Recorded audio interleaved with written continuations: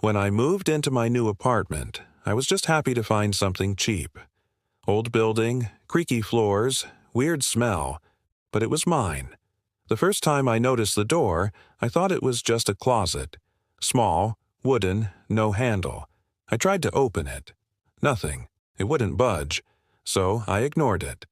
Until the second night, I got up at 2:17 a.m. I don't know why. When I walked past the hallway, I saw the door, just a slight sliver open. I didn't remember opening it. I didn't even think it could open. But there it was, just a crack, like it was waiting. I grabbed my phone for a flashlight. The inside wasn't a closet, it was my room. Same furniture, same curtains, same posters. But it was mirrored, like someone copied it and flipped everything backward. And the worst part, there was someone lying in the bed. I thought I was dreaming. I leaned in to look. It was me, sleeping, breathing, peacefully. I backed away slowly, my heart pounding so hard I couldn't hear anything else. Then he opened his eyes. He looked straight at me and smiled. I ran back, slammed the door, locked my bedroom door, sat in the corner till morning. When I woke up, I got out of bed and ran to the hallway. The door was gone like it had never been there. But that night it came back. Only now it's not waiting for me to open it. It's knocking. 1 knock, 2 knocks, 3. Someone's there. I know it's there. I can feel it. I can breathe it. I can see it. I know it's there. Please help me. I found this place one rainy Tuesday. I was desperate. I needed somewhere cheap. I could barely get by with my waiter's wages, but this place took my breath away. Well, not at first. Not when I saw the peeling paint, the dirty carpet, or the cockroach that greeted me at the front door. But then I stepped inside, and I felt it.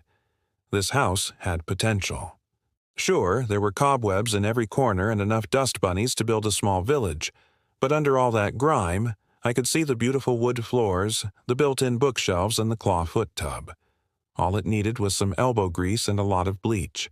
The landlord even threw in an old fridge and stove. I didn't even ask for those. On the first night, I unpacked boxes, hung pictures, arranged my furniture. By the time I went to bed, I was exhausted.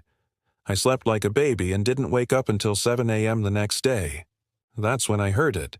A knock, 2 knocks, 3 knocks. I froze.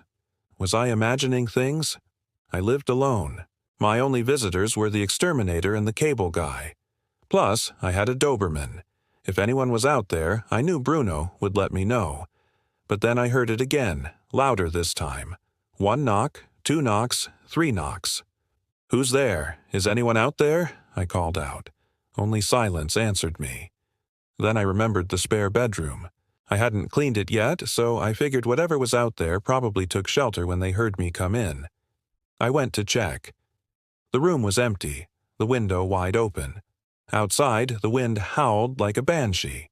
I guess that explained the sound. I closed the window, figuring the storm would pass soon. But, as I turned to leave, I noticed something strange. A white outline on the floor. A perfect rectangle where something large had been sitting. I dismissed it, chalked it up to my imagination. But that night when I got into bed, I couldn't stop thinking about that doorknob. Why did it have to be right there?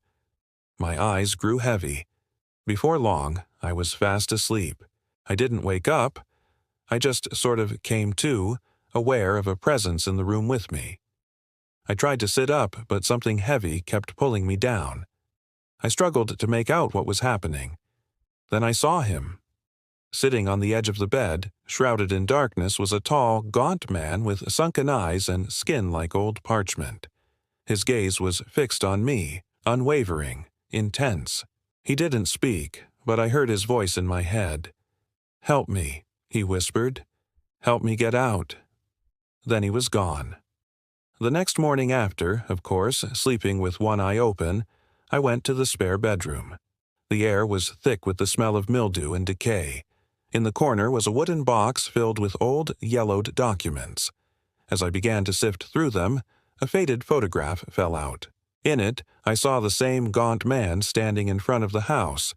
On the back, I found the answer I was looking for. The house had a history. Before I found it, it had been home to a family with a dark secret. The father had experimented with something called the Crimson Rite, a ritual that summoned an entity from another dimension.